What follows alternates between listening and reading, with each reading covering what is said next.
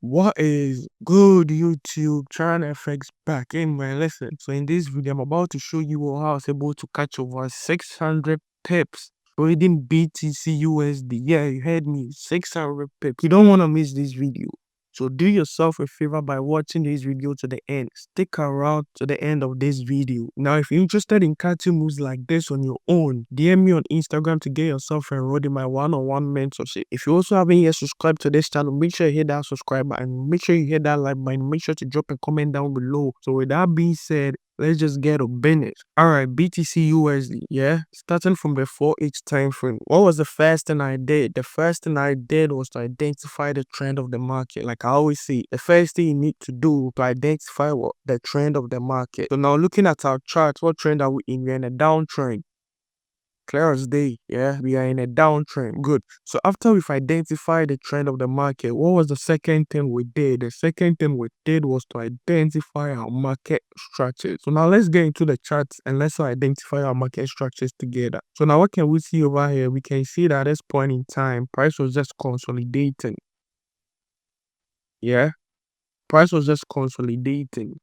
Now, after it consolidated for some time, what did it do? It finally broke out of the consolidation by breaking to the downside. So now this becomes our lower high. Yeah, this lower high led to the breakout of the consolidation. So after price broke out of the consolidation, what did it do next? It created what? A new lower low.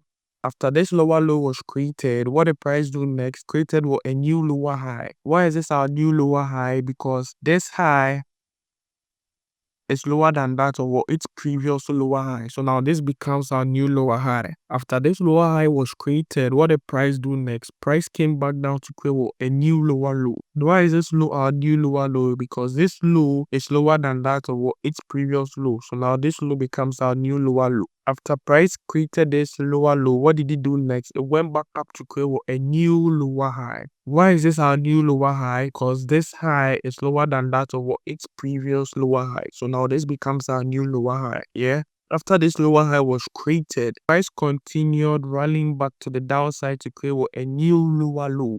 So after we've identified our market structures, what do we realize? We realized that price was creating a series of lower highs and lower lows, meaning price is in a bearish market structure. Yeah. So after we've identified our market structures, we realized that price was trading within this lower high, yeah, and this lower low, isn't it? Good.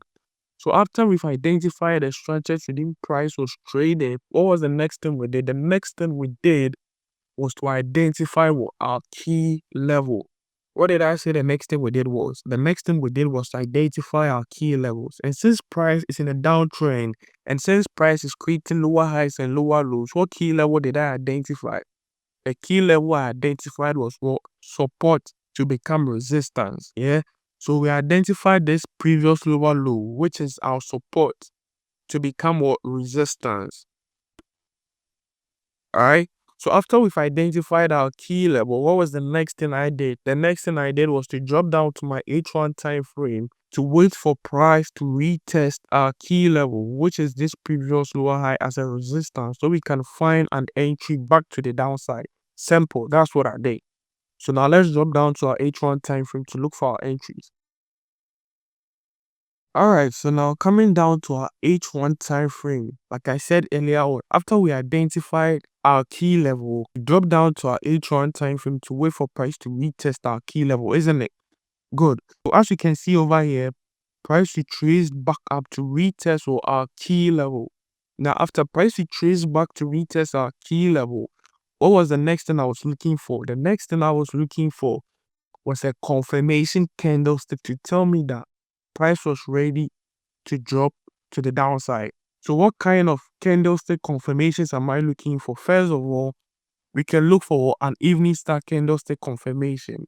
We can look for a bearish engulfing candlestick confirmation, or we can look for a bearish harami candlestick confirmation. So after price retested our key level, what bearish confirmation candlestick did it give us? It gave us what?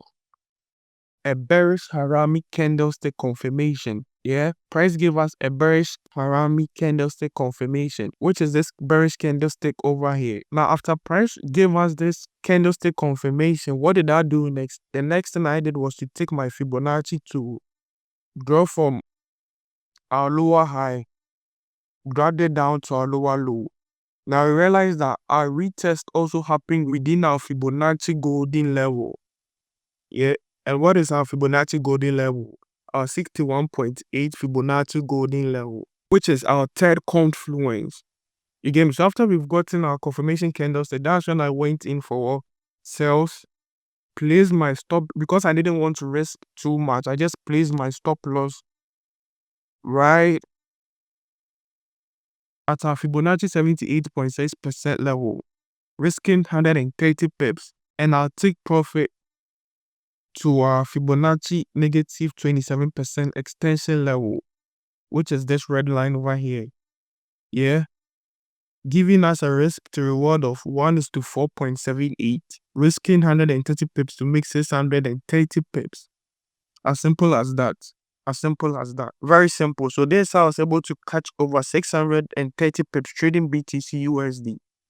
In case you didn't understand anything I did, make sure you go over the video over and over again to understand what I did, because it's very simple. And like I said earlier on, if you're interested in catching moves like this on your own, just DM me on Instagram at CharonFX to get yourself enrolled in my one-on-one mentorship. If you also haven't yet subscribed to this channel, make sure you hit that subscribe button. Make sure you hit that like button. And make sure to drop a comment down below. So with that being said, I'll see you in the next video. CharonFX. Peace. I'm out.